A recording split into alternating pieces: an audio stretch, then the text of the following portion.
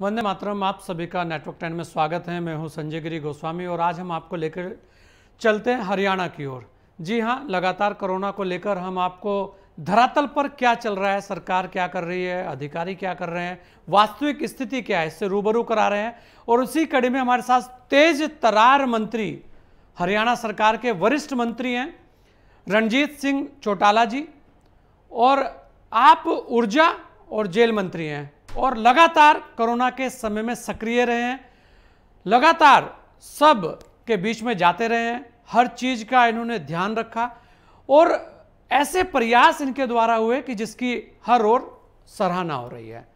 चौधरी रणजीत सिंह चौटाला जी, आपका बहुत बहुत स्वागत है नेटवर्क 10 में। बहुत धन्यवाद जी, थैंक यू जी। क्योंकि वैसे तो अगर हम देसी भाषा में कहें तो आपको धागड़ मंत्री कहा जाता है, तो कोरोना को लेकर अभी क्या स्थिति है चौधरी साहब वहां पे?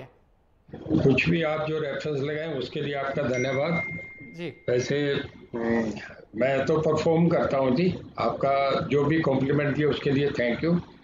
ऐसा जी कि कोरोना एक ऐसी महामारी आई थी जो 100 साल के इतिहास में पहली बार लोगों ने देखा और ये अनेक सवाल छोड़ के जाएगी आने वाली पीढ़ियों के लिए। लोग सवाल करेंगे कि कोरोना क्या था, एक बहुत बड़ा विषय बन जाएगा। मैं आपसे बताऊं, ये सबसे पहले जब सेकंड वर्ल्ड वॉर था 1914 से 18 में, उस वक़्त एक जो स्पेन जिसे कहते हैं स्पेनिश फ्लू चला था और वो पूरे यूरोप में घूम के उसके बाद वो अमेरिका चला गया था। अमेरिका के बाद जब सेकंड वर्ल्ड वॉर हुआ तो उस वर्ल्ड वॉर में अमेरिकन मैरिज इससे इफेक्टेड हो गई थी। उसके बाद फिर ये चल के, क्योंकि हम ब्रिटिश रूल में थे तो हमारी फौजें भी वहाँ गई हुई थी जर्मन में, उनके साथ से फिर हमारे आ गया था। जब हमारी फौजें बॉम्बे पहुंची तो बॉम्बे उन दिनों में भी ओवर क्राउडेड सिटी था जी। और उसके बाद पूरे देश में फैला, तो जिससे प्लेग भी कहते हैं, कार्तिक वाली बीमारी भी गांव की भाषा में कहते हैं जी।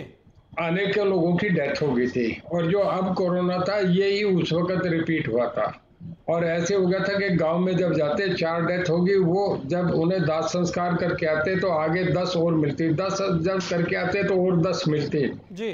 तो लोग इतने भयभीत हो गए थे कि खेतों में और जंगलों में भाग गए थे। वही सीन अब के देखा, माफ करना, पहले वाले फेज में तो लोग निकल गए थे जी।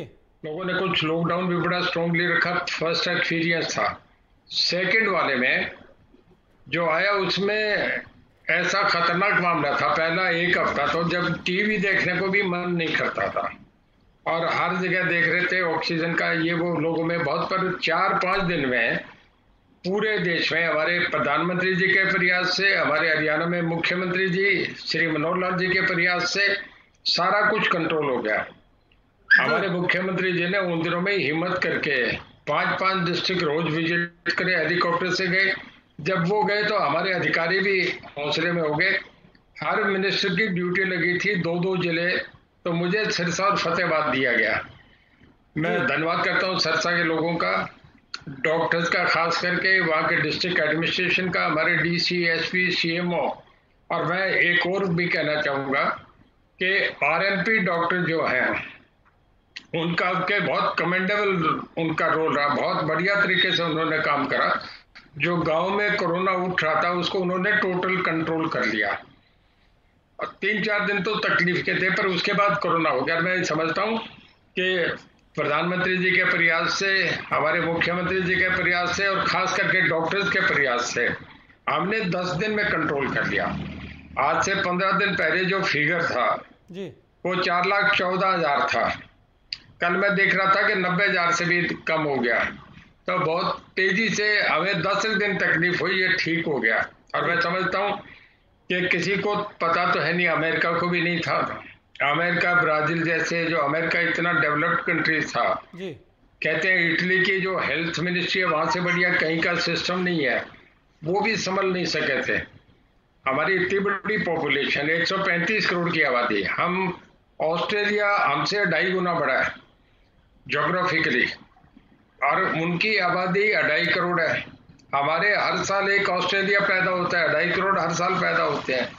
135 करोड़ की आबादी में इतना जल्दी संभाल लेना, मैं बहुत उनको डॉक्टर्स को, जिन लोगों का सहयोग रहा उनको मैं बहुत धन्यवाद करता हूँ, और मीडिया ने भी लोगों को बहुत हौसले में रखा, इस करके मैं आप लोगों का भी शुक्रगुजार हूँ। नहीं, बिल्कुल। अगर मंत्री जी देखें, वर्तमान में वैक्सीन को लेकर अलग अलग प्रकार से भ्रांतियां फैलाई गई, लेकिन उसके बाद भी अब लोग निकल रहे हैं वैक्सीन के लिए।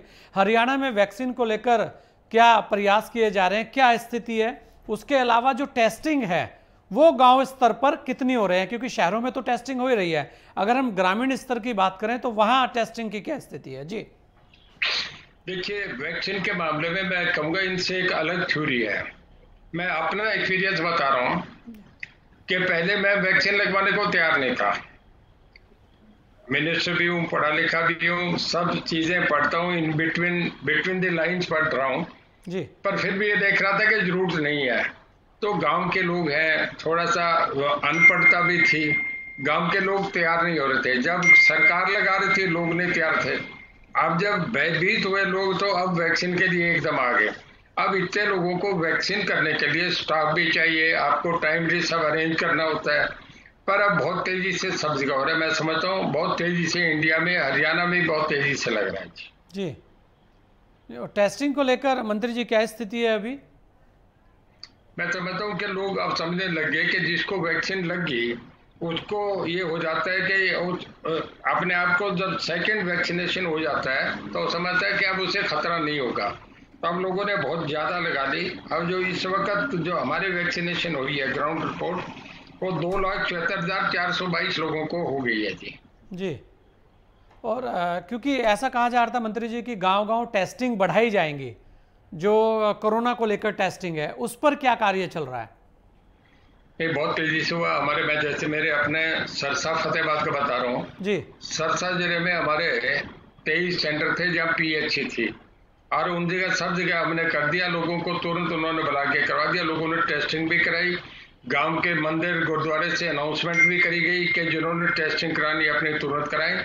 और अब मैं अपने डिस्क्रिप्शन फंड से 50 लाख रुपया दिया कि आप मेडिसिन लेके आओ, इमीडिएट लोगों को मेडिसिन दो। हमने पैकेट्स बना के, पूरी किट बना के, अच्छे डॉक्टर फिजिशियन से कंसल्ट करके गांव में किटें भेज दी। हर गांव में 100 किटें चलेगी। जो लोग जिन्हें कोरोना जिनका पॉजिटिव निकला उसे दी, और घर में लोग आइसोलेशन से ठीक हो गए। जी, नहीं, ये तो बहुत ही अच्छी बात है कि घर में ही आइसोलेशन से ठीक हो गए। अगर हम देखें मंत्री जी, एक सवाल और खड़ा हो रहा था लगातार कि ग्रामीण क्षेत्रों में जो हमारी स्वास्थ्य सेवाएं हैं वो हमेशा उन पे हम कहेंगे सवालिया निशान लगा रहा है, सवाल खड़े हुए हैं। उसे लेकर अब क्या प्रयास सरकार के वहां हो रहे हैं? ये ठीक है कि शुरू में एक इम्प्रेशन था, डॉक्टर जाते नहीं थे, गांव में कोई पोस्टिंग नहीं चाहता था, पर अब गांव भी हमारे बड़े मॉडर्न हो गए। मैं हरियाणा में बता रहा हूँ जी, हमारे कोई गांव ऐसा नहीं है जो इलेक्ट्रिफाइड ना हो, बिजली नहीं हो। कोई गांव ऐसा नहीं है जहाँ सड़कें नहीं हो। कोई गांव ऐसा नहीं है जहाँ वाटर सप्लाई की फैसिलिटीज नहीं हो। शहरों जैसे ही डेवलप हो गए, और गांव में अब डॉक्टर्स हैं। इसके अलावा आरएमपी बहुत हैं जी। और वो उन लोगों को, जैसे हमने सिरसा में देखा, अब मल्टीपर्पज हॉल में यूनिवर्सिटी में बुला के हमने लोगों को बढ़िया डॉक्टर जो फिजिशियन थे, जो मेडिसिन के बड़े डॉक्टर थे, उन्होंने आरएमपी को एड्रेस करा। उन्हें बताया कि आप जो डायबिटिक हैं उन लोगों को स्टेरॉइड नहीं दें।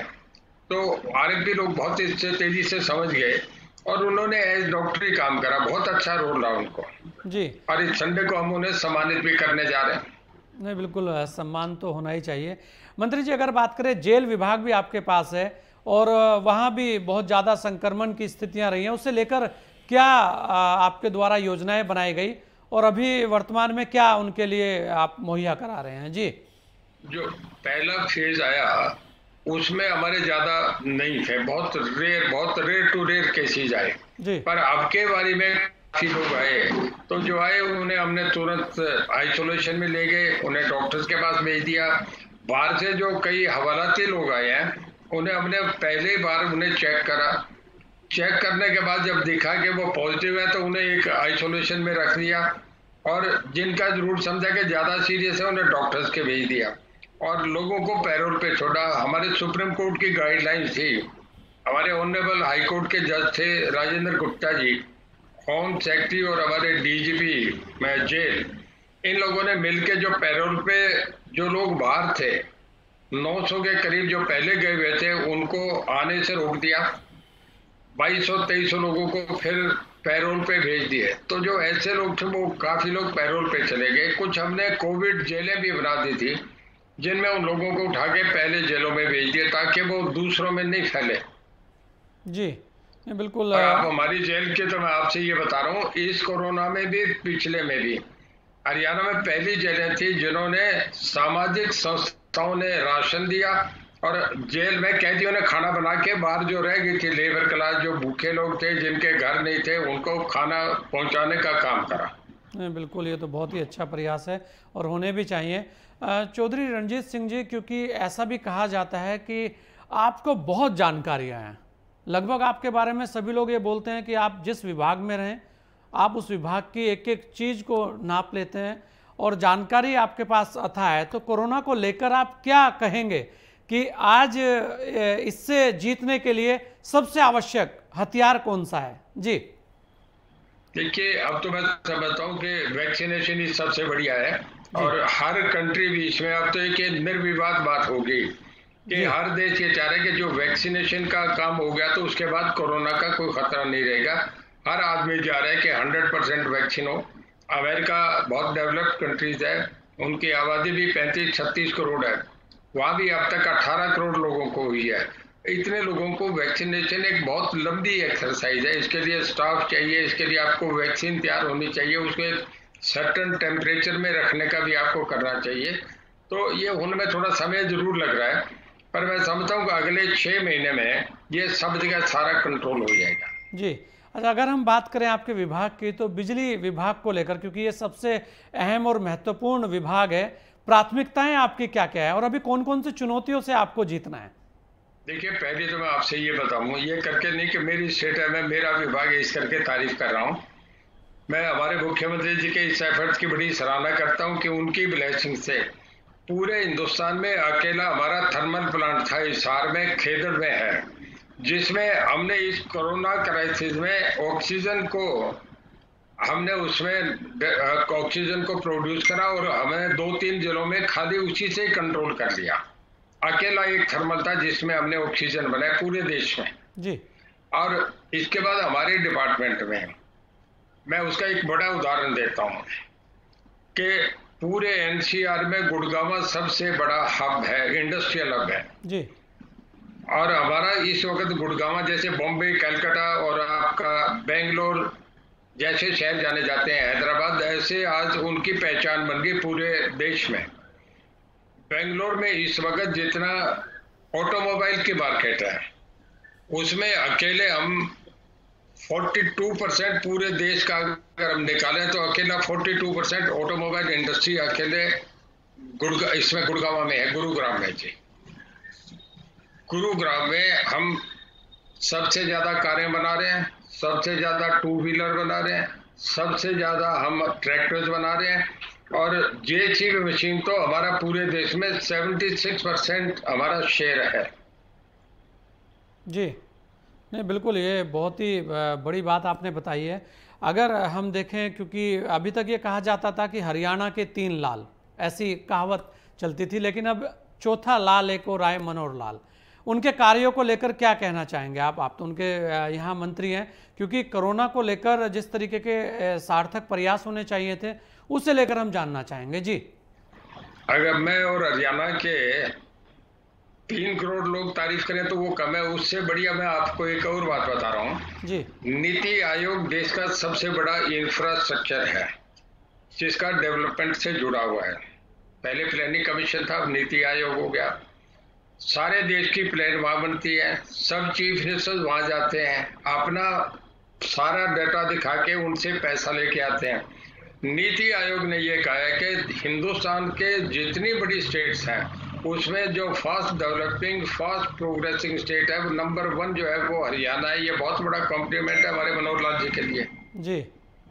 नहीं बिल्कुल, अगर क्योंकि आपका समय बड़ा कीमती है और आज आपने हमें समय दिया, क्या अपील आप हरियाणा में लोगों से करना चाहेंगे?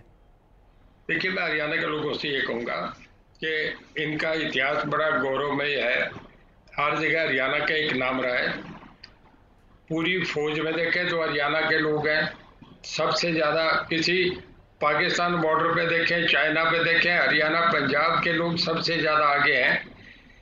जितनी अब तक देश में लड़ाई हुई, मैं फिजिकली स्ट्रेंथ की बात बता रहा हूँ, हिंदुस्तान पाकिस्तान एक था। जब भी अहमद शाह, अब्दाली, मोहम्मद गौरी, मोहम्मद गजनी, जब भी उन्होंने आक्रमण करा जी, तब तो लाहौर, पेशावर, आपका ये कराची सब हिंदुस्तान का हिस्सा था जी। उन फौजों को कहीं किसी ने नहीं रोकी। पानीपत में हरियाणा के लोगों ने रोकी। आज गोल्ड मेडल की भी जब बात आती है ओलंपिक्स में, तो पूरे हिंदुस्तान का सबसे बड़ा शेयर अकेला हरियाणा लेता है। देखिए, फिजिकली मापदंड का है कि शारीरिक क्षमता, जी, आपका रेसलिंग में हरियाणा अकेला 70% गोल्ड मेडल निकालता है। और कबड्डी जो दूसरा फिजिकल स्ट्रेंथ दिखाना है, उसमें आज तक उसमें ओलंपिक नहीं होता, एशियन होते हैं जी। एशियन में अकेला हिंदुस्तान आज तक चैंपियन रहा है।